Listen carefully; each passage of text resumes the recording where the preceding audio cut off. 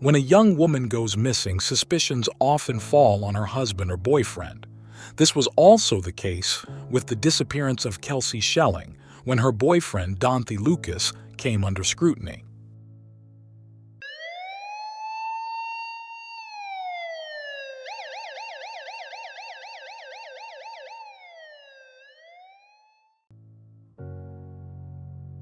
Kelsie Schelling was described as cheerful, sociable, and friendly.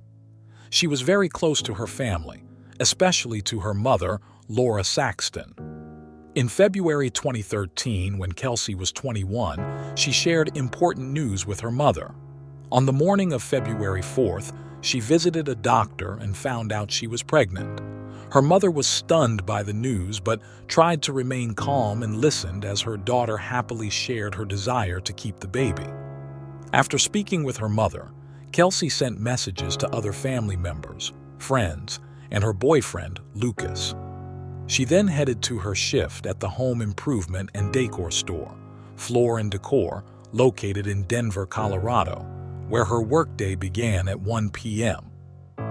All day, Kelsie was in high spirits, inspired by the news of her pregnancy. She finished her shift and left work around 10 p.m. The next day, Kelsie's colleagues and friends began to worry because she didn't show up for work. This was very unlike her, especially given that she was expecting a baby. They reached out to Laura to ask if Kelsie had been in touch, but her mother hadn't heard anything from her since their conversation about the pregnancy. Concerned, Laura immediately began taking action. Laura went to her daughter's apartment, and at first glance, everything seemed fine. However, Kelsie's car was nowhere to be seen. Overcome with fear, Laura contacted the Denver police and reported her daughter's disappearance. She then reached out to Kelsie's boyfriend to see if he knew where she might be. Donthe Lucas said that Kelsie had indeed met him after her shift. She drove 2 hours to Pueblo. According to him, they talked around 2 a.m. on February 5th about the baby's future, after which Kelsie left. Laura stressed that the situation was serious and mentioned that she had already contacted the police to report her daughter missing. Lucas assured her he would reach out immediately if he heard anything from Kelsie. Before ending the conversation, Lucas mentioned that Kelsie had supposedly talked about wanting to return to California. This seemed plausible to Laura, as Kelsie had always loved that state. Nevertheless, something about Lucas's words made Laura suspicious, and she contacted the Denver police right away.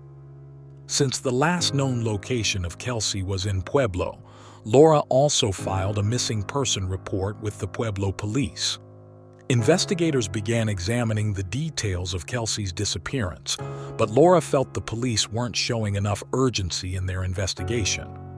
However, officers discovered footage from a surveillance camera showing Kelsie's car parked in a Walmart parking lot in Pueblo.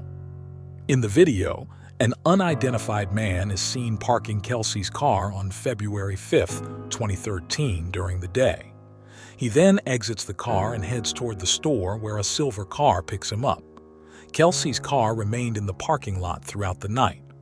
The next day, the same man returned to the car, unlocked it with a remote key, visible by the flash of the headlights, got in, and drove away.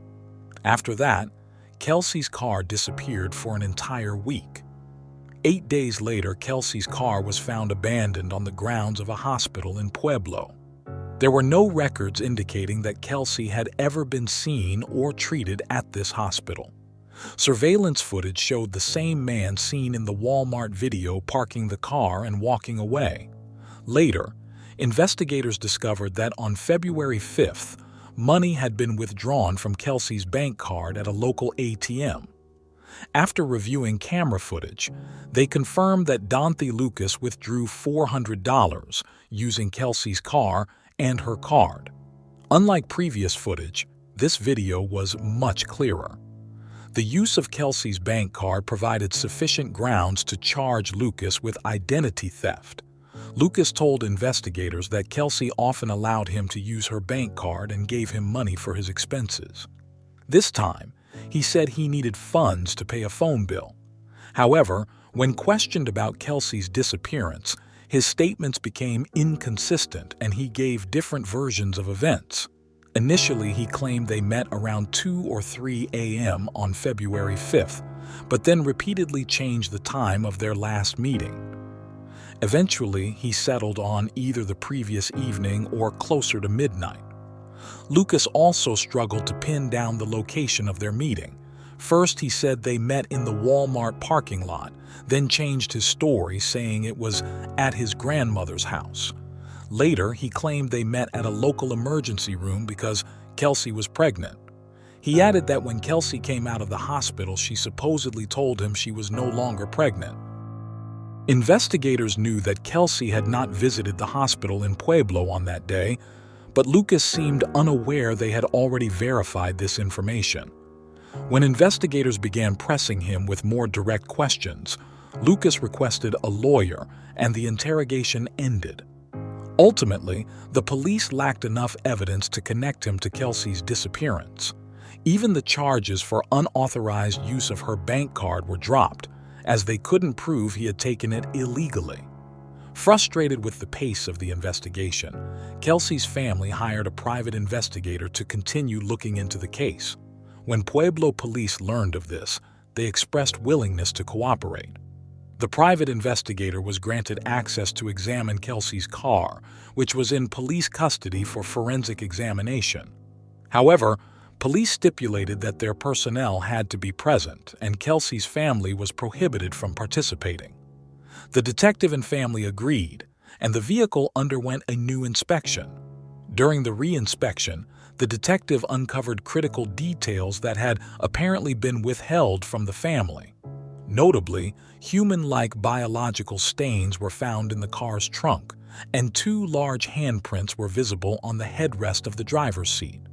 However, these clues had not been sent for analysis, and the Pueblo police couldn't or wouldn't explain why they had overlooked them.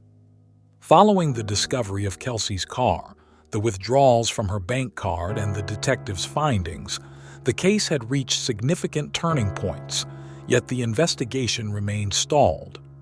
Everyone involved knew that Donthe Lucas was connected to Kelsie's disappearance, but without solid evidence, there was no way to take decisive action. Several years later, Kevin Torres, who had been involved in the initial investigation and by then was working for the Colorado Bureau of Investigation, CBI, reopened the case. From the outset, Torres decided to focus on Donthe Lucas. Through numerous conversations with Kelsie's family and friends, he learned that Lucas had been abusive toward her. Consequently, the investigator began approaching the case as a potential instance of domestic violence. A major breakthrough came in 2017 when Torres received a crucial lead. One of Lucas's former girlfriends reached out to the police. She shared that whenever news of Kelsie surfaced or her name came up in conversation, Lucas would become withdrawn and depressed. He isolated himself, started drinking heavily, and avoided any discussion of Kelsie. Upon analyzing the phone's contents, investigators discovered that the relationship between Kelsie and Lucas had been highly strained. When Kelsie sent Lucas a photo of the ultrasound confirming her pregnancy, his response was chillingly cold. "Why do I need to see this?" Kelsie tried to explain that it was good news, but he remained indifferent. Suddenly, Lucas changed his tone and convinced her to come to Pueblo, promising he had a surprise for her. After work, Kelsie headed straight to Pueblo to meet Lucas as planned, arriving at Walmart. She messaged Lucas, letting him know she was there, but he kept saying he'd be there soon, though he never showed up. Seeing how suspicious Lucas's messages were, investigators obtained a warrant to monitor his phone. They soon discovered that Lucas was planning to leave town. He was arrested right at the airport, just before he was about to fly out. During questioning, Lucas admitted to driving Kelsie's car, but claimed he panicked and didn't know what to do next. Despite this confession, he firmly denied involvement in Kelsie's murder. On November 15, 2017, Donthe Lucas was arrested and charged with the murder of Kelsie Schelling. The trial for Donthe Lucas began on February 3, 2021. Prosecutors argued that Kelsie's murder was motivated by her pregnancy. Lucas didn't want to be tied to it and decided the only way out was to get rid of Kelsie. In 2021, Donthe Lucas was found guilty of first-degree murder in Kelsie Schelling's death and was sentenced to life in prison without the possibility of parole. Kelsie Schelling's remains have yet to be found. And that concludes our coverage of this tragic story. If you found this video informative or thought-provoking, don't forget to subscribe to our channel for more updates on cases like these. We'd love to hear your thoughts in the comments below. Feel free to share this video with your friends and give it a thumbs up if you found it valuable. Thank you for watching.